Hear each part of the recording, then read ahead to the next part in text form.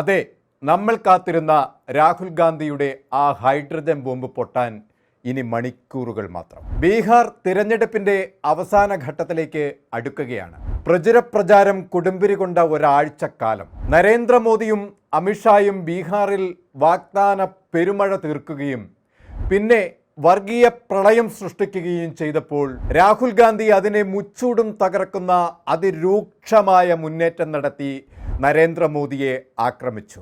രാഹുൽ തൊടുത്തുവിട്ട ഓരോ വാക്കുകളുടെയും മൂർച്ച മോദിയെ മുറിപ്പെടുത്തുന്നത് തന്നെയായിരുന്നു. മോദിയുടെ ദുർഭരണത്തിൽ രാജ്യം അതിൻ്റെ ഏറ്റവും അരക്ഷിതമായ അവസ്ഥയുടെ നെല്ലിപ്പലകയിലൂടെയാണ് കടന്നു പോകുന്നത്. ഇന്ന് ബീഹാർ തെരഞ്ഞെടുപ്പിൻ്റെ അലയൊലികൾ രാജ്യത്ത് തിരമാലകളായി ഉയർന്നു വരികയാണ്. മോദിയും അമിത്ഷായും നിതീഷ് കുമാറും വാഗ്ദാന പെരുമഴ തീർത്തിട്ടും അതൊക്കെ ബീഹാറി ജനത ഏറ്റവും പരമപുച്ഛത്തോടെ തള്ളുകയാണ്.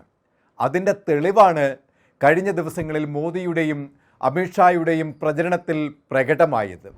മോദിയുടെ നാടകം കാണാനാവാതെ ജനം ഇറങ്ങിപ്പോയതും അമിത്ഷായെ കേൾക്കാൻ ജനം എത്താതിരുന്നതും അതുകൊണ്ട് തന്നെ.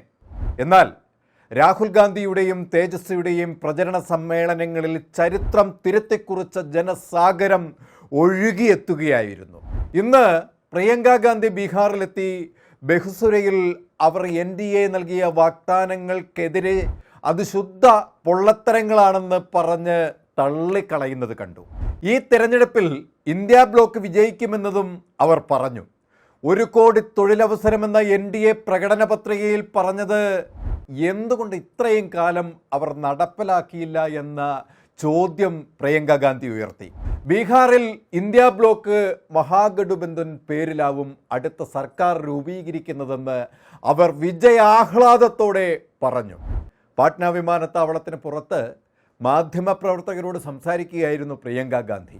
ബീഹാറിൽ ഇങ്ങനെ കോൺഗ്രസ് നേതാക്കൾ മാറി മാറി NDA കടന്നാക്രമിക്കുമ്പോൾ നിൽക്കക്കള്ളിയില്ലാതെ നിതീഷും മോദിയും കനൽക്കട്ടയിൽ ചവിട്ടിയ അവസ്ഥയിലുമായി. അവർക്ക് മോദിക്ക് പരാജയം മണത്തു കഴിഞ്ഞു. ഏതു തരത്തിൽ നുണക്കോട്ട കൊത്തളങ്ങൾ കെട്ടിയിട്ടും അതൊക്കെ തകർത്തു മുന്നേറുന്ന മഹാഗഠബന്ധനെ തളയ്ക്കാൻ കഴിഞ്ഞ ദിവസം മോദി കൊണ്ടുവന്ന വർഗീയ ചീട്ടും രാഹുൽ ഗാന്ധി കീറിക്കളഞ്ഞു. ഇനി അതാ മോദിയുടെ നിറകയിൽ അവസാനത്താണിയും അടിക്കാൻ 3-ാം തീയതി രാഹുൽ ഗാന്ധി ഇറങ്ങുകയാണ്.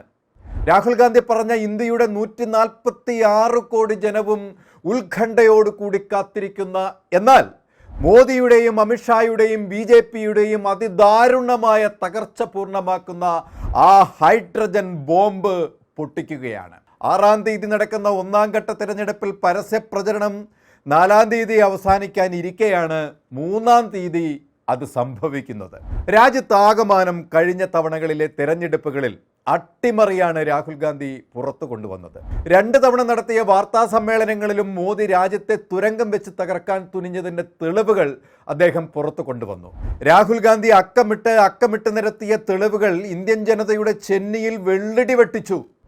വോട്ട് നഷ്ടമായവരെയും നീക്കം ചെയ്യപ്പെട്ടവരായ 2 കൂട്ടരെയും വേദിയിൽ എത്തിച്ചുകൊണ്ടായിരുന്നു രാഹുൽ ഗാന്ധി ചോദ്യങ്ങൾ തൊടുത്തുവിട്ടത്.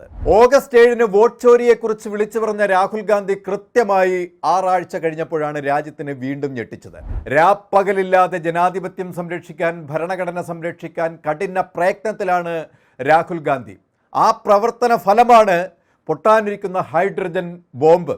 അത് മോദിയെ മാത്രമല്ല BJPയെയും സംഘപരിവാർ സംഘടനകളെയും അടക്കം രാജ്യത്തിൻ്റെ ഭരണപ്രക്രിയ തകർക്കാൻ കൂട്ടുനിൽക്കുന്ന സകല സംഘടനകൾക്കും ഞെട്ടലാവും, തകർച്ചയാവും. മോദിയുടെ സ്വന്തം മണ്ഡലമായ വാരണാസിയിൽ നിന്നും പുറത്തു വരുന്ന ആ വലിയ തെളിവിൻ്റെ പിന്നാലെയാണ് ഇപ്പോൾ രാഹുൽ ഗാന്ധി. തെളിവുകൾ ശേഖരിക്കുകയാണ്. രാജ്യം ഭരിക്കുന്ന പ്രധാനമന്ത്രിയുടെ സ്വന്തം മണ്ഡലത്തിൽ മോദി നേരിട്ടിടപെട്ട് നടത്തിയ വോട്ട് ചോരിയുടെ തെളിവുകൾ ഓരോന്നോരോന്നായി ശേഖരിച്ച് ഹൈഡ്രജൻ ബോംബിന് സമാനമായ ഒരു വലിയ സ്ഫോടനത്തിന് തയ്യാറെടുക്കുമ്പോൾ മോദിക്കെതിരെ പഴുതടച്ച് മുന്നോട്ട് കുതിക്കാൻ പാതകൾ വിശാലമാക്കേണ്ടതുണ്ട്. അതിൻ്റെ ഒരുക്കം ഏതാണ്ട് പൂർത്തിയായി കഴിഞ്ഞു എന്നാണ് അറിയാൻ കഴിയുന്നത്. ഈ വരുന്ന 3-ാം തീയതി രാഹുൽ ഗാന്ധി പൊട്ടിക്കാൻ വെച്ചിരിക്കുന്ന ആ ഹൈഡ്രജൻ ബോംബ് ഒരുപക്ഷെ മോദിയുടെ എല്ലാ പ്രചാരങ്ങളും തകർക്കും. കുത്തിയൊലിച്ചു കുതിക്കുന്ന സത്യത്തിൻ്റെ പ്രളയപ്പാച്ചിലിൽ നിലംതെറ്റി തെറിക്കും മോദിയും കൂട്ടരും. കൂടുതൽ വാർത്തകൾക്കും വിശേഷങ്ങൾക്കും ഞങ്ങളുടെ channel like, share and subscribe ചെയ്യുക. കൂടാതെ സബ്സ്ക്രൈബ് ബട്ടണിലെ ബെൽ ഐക്കൺ എനേബിൾ ചെയ്യാനും മറക്കരുത്.